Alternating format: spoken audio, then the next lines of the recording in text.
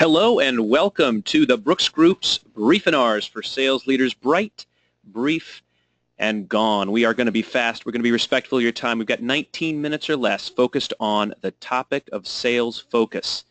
My name is Jeb Brooks. I'm the president and CEO of the Brooks Group, and we are excited to have with us today one of our leading consultants, one of our experts, Anita Greenland.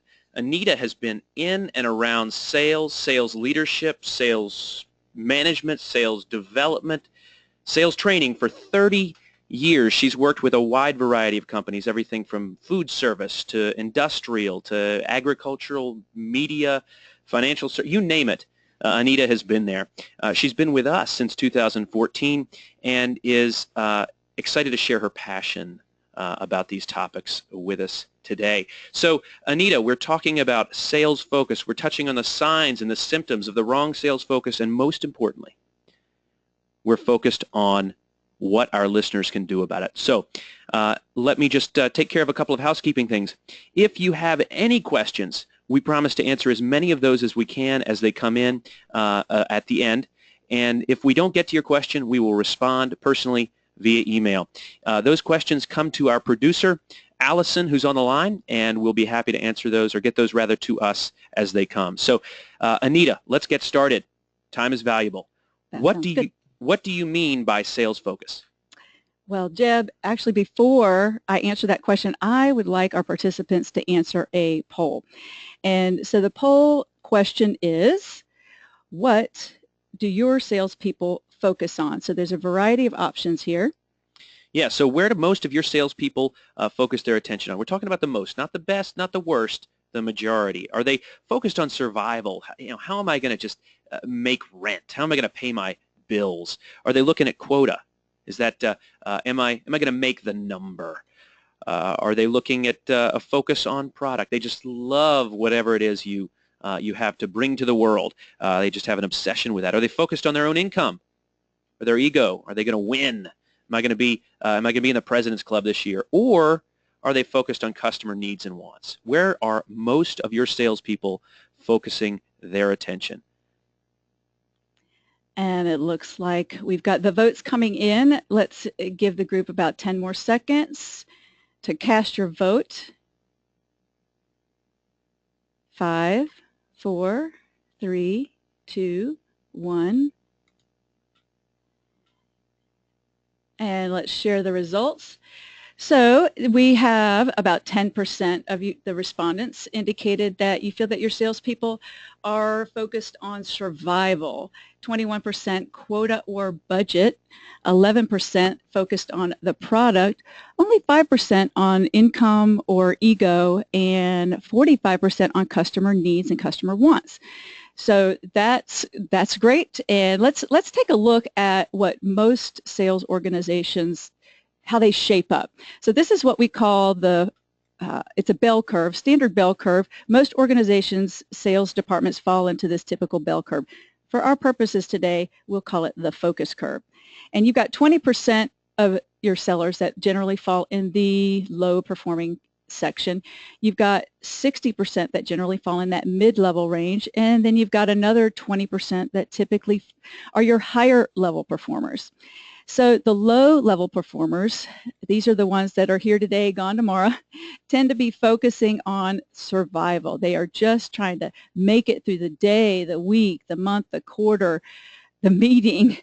And these guys are hanging on to their jobs by their fingernails. Similarly are the folks that are focused on the quota or the budget. You know, so collectively, our group that's on the line here, 31% of your sellers tend to be focused in this area, and that can be very, very challenging as a sales manager. Let's take a look at what our mid-level performers tend to focus on, the product.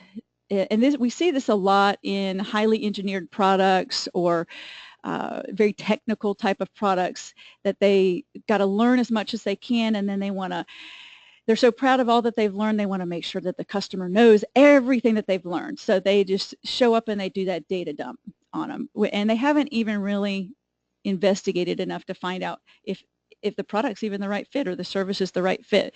So the focus on the product.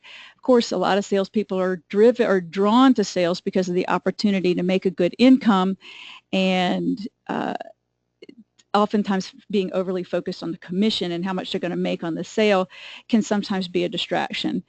And then it was interesting to see that also nobody in the group focuses on ego, but a lot of salespeople are drawn to this field because they're competitive and they want to be a winner and they want to be at the top of the leaderboard. So one thing that all of the low-level, mid-level performers tend to focus on, if you look at all of these characteristics here, it's very self-focused. The top sales performers, the top 20%, and I was really glad to see that of our participants, your people for the most part are getting it, but focusing on the customer needs, and the top 5% are focused on the customer needs and the customer wants. So obviously the more successful you are as a sales manager getting them to focus on customer needs and customer wants, the more successful they're going to be, the more you're going to move them into that high performing section. So we spend a lot of time, Anita, looking at the sort of way that a sales organization spreads across this focus curve in our management workshops when we're working with frontline managers. And one of the things that we find is that very often there's an inherent bias among sales leaders that the team's focused on customer needs and wants, and then when we dig into it in those workshops, we find that there's really a focus more to the left. So Exactly. what are some symptoms of some of those wrong sales focuses? How do sales leaders see that play out? Well, I think the graphic on this slide pretty much sums it up, that of what most of these symptoms generally are. They're either afraid to deliver price, or they're really quick to drop price, or maybe you've got the revolving door of salespeople coming through your door asking you for discounts in order to close their deals. Another thing that we see that's pretty much a common theme is that they don't really know what the customer's business drivers are, because they typically talk more than they listen. My expression for these guys, there's the show up and throw up salespeople. And the bottom line is that they are typically more of a transactional seller who has to sell on price because they don't know what's of value to the customer or the prospect, because they ask them little or no questions at all. So therefore, the only way they're able to differentiate themselves is on price. And ultimately, that becomes the race to zero, and that's not really successful for anybody. That's an unwinnable race. Yeah. You know, you mentioned this concept of not having business conversations, of not being, bringing that business acumen, and it is so common out there. And one of the things that that we find drives that is, in fact, focus, right? The more attention I, as a seller, pay to the application of what it is I'm selling, the better off I am. One of the things that folks struggle with, though, is living that in the moment. Everybody knows I'm supposed to be focused on my customer, but they don't always do it. That it doesn't always play out when we're riding along with sales reps out in the field, as you well know, having ridden along with literally thousands. So what can sales leaders do to shift their team's focus? Well, it really does start with the leader, and whatever you are focused on is what they are going to be focused on.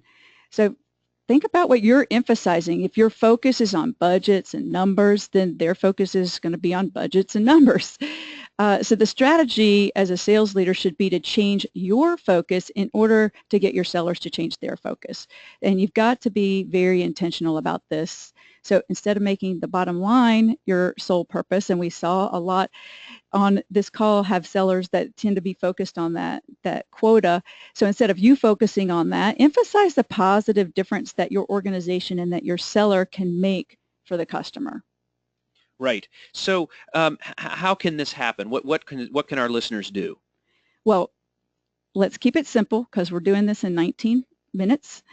Let's start with incorporating this question into your approach when you're coaching your sellers. And this can be in your one-on-one meetings with your sellers. It can be in your group meetings. It can even be in your national sales meetings.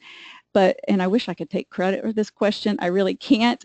It comes from Lisa Earl McLeod's book, Selling with Noble Purpose. And I think it's really I highly recommend this book. It's a great book for sales leaders. But in her book, in Chapter 4, the name of that chapter is The Sales Manager Question That Changes Everything.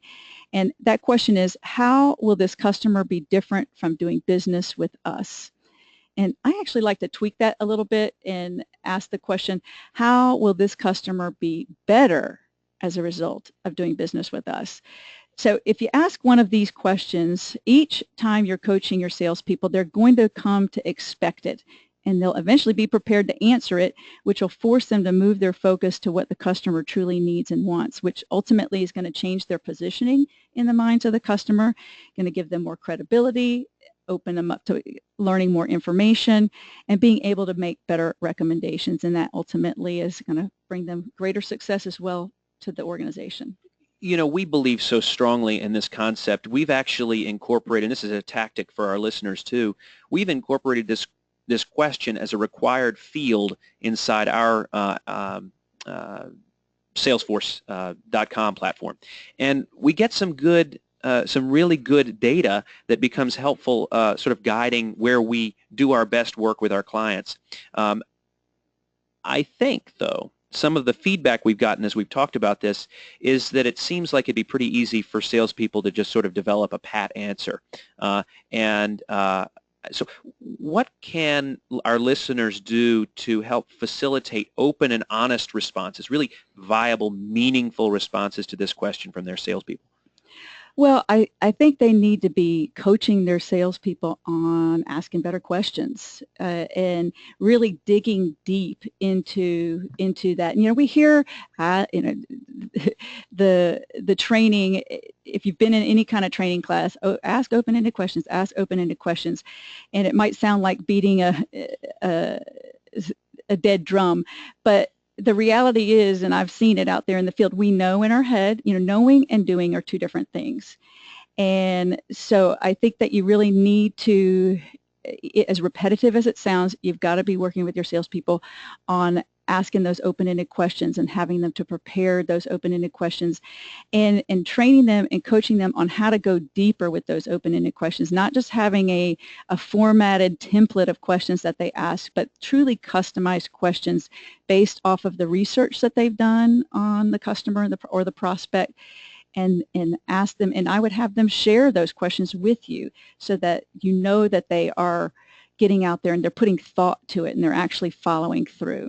Yeah, it's an old book at this point, but some of the oldest books are some of the most helpful. But the book is The Knowing Doing Gap by Pfeffer and Sutton, a couple of Stanford professors, and it talks about this concept of what I know is not necessarily what I do. There's been a lot of work recently with neuroscience, the way that plays out. The principle, you know, essentially is when all is said and done, more is said than done. Amen. Right? And so the more often we talk about these things, perhaps the less we apply them. So the secret is exactly what you've described, getting your frontline managers, because let's face it, the most critical sort of role inside any organization, any sales organization, is that frontline sales manager. What they're doing as they're working with salespeople either can drive strategy or derail it. So are there perhaps some I don't know, tools that that frontline managers can use with their sales reps in weekly sales meetings or monthly sales meetings? There's something they can practice. Well, yeah, I think what I think is a great strategy when it comes to open-ended questions is the 3 deep strategy. And so, for example, you know, as I was saying earlier, I think it's important to customize the questions based off of the research that the sales rep has done in preparation for the call. Back to the business acumen concept we were talking about earlier. Exactly, exactly. So an example of a good question might be, I noticed your company just launched a new website. What a great differentiator for you compared to what I've seen on your competitors' websites. What are some other things that you're doing to separate yourself from the competition? Oh, well, we're developing a new custom application tool that will allow us to, you know, engineer specific products for our clients. And how's that strategy working? Seems to be going well. It's you know, our salespeople are saying they're opening up some new opportunities. So there have been some interesting new markets that we found. Like what? Well, we're working in food service, which is something we've never done before. Okay. What are some of the opportunities that you see there? Well, there's some refrigeration applications that we can explore, which not only open up food service, but then also we can look at industrial applications. So we're really seeing a whole wide range of opportunities there. So let me just stop you and kind of get you to unpack what your goal there is, and how this can be applied by frontline managers with their teams. So the goal here is to not just ask the one question and move on to your next question, but it's actually to ask follow-up questions based off of how your customer is responding, because you see you get a whole lot more information, which enables the salesperson to ultimately make a more refined, more on-target recommendation to the customer that is focused, again, on their needs and on their wants. So having your salespeople to share with you their customized open-ended questions, and then I think role-playing is a great tool to do with one-on-one with salespeople, and role-playing, just like you and I just did right here on the call. Role-play how that might play out. Get them feeling comfortable. Create a little muscle memory for them. And that's so key, right, is the idea that, and we'll just go ahead and open it up for questions here as we're wrapping up. And what we find is that again, I said it earlier, what people know is not what they do, which is why this practice makes perfect. As much as it seems like, hey, everybody knows what an open-ended question is or how to ask it or so forth, there's a lot more to it than that. So thank you very much. Let's go ahead and check in and see if we've got some questions. Jeb and Anita, we've had a couple questions come through. How do I respond? Okay, here, I've got one coming in right now. And thank you, Allison. That question is, let me see if I get it right. All right, so the noble purpose concept is very interesting, but what if my leaders don't buy in? I get this. Let me paraphrase it as best I can. I've heard this question before. Upper management, is just driving for a number. How do we communicate that up and down? That we've got this noble approach. I want to focus on helping my customers get better. Well, just because it is trickling down to you doesn't necessarily mean that it needs to trickle down to them as far as the pressure on the number.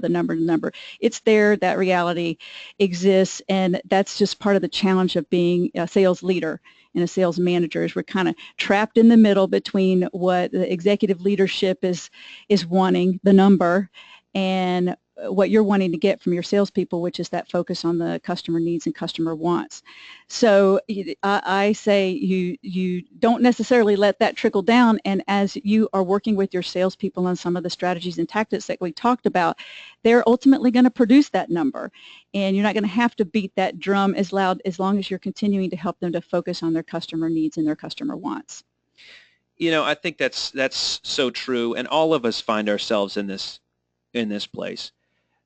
If you are responsible for a number, you have a requirement that you hit that number, and I think what you've described is really the key here, which is being that stopgap. And eventually, what we found here, as I said here at the Brooks Group, it's now a required field. Our salespeople have shifted their focus, and there was a little bit of an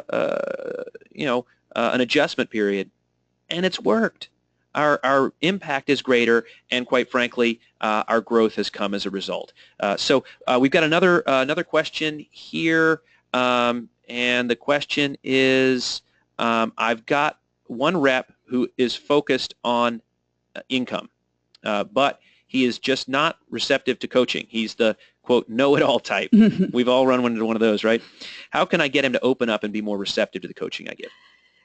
Well, I think that every organization has got your know-it-all salesperson, the one they think that's got it figured out and that they are a perfected project. And so what I would do as a sales manager is I would tap them to do some mentoring of new salespeople.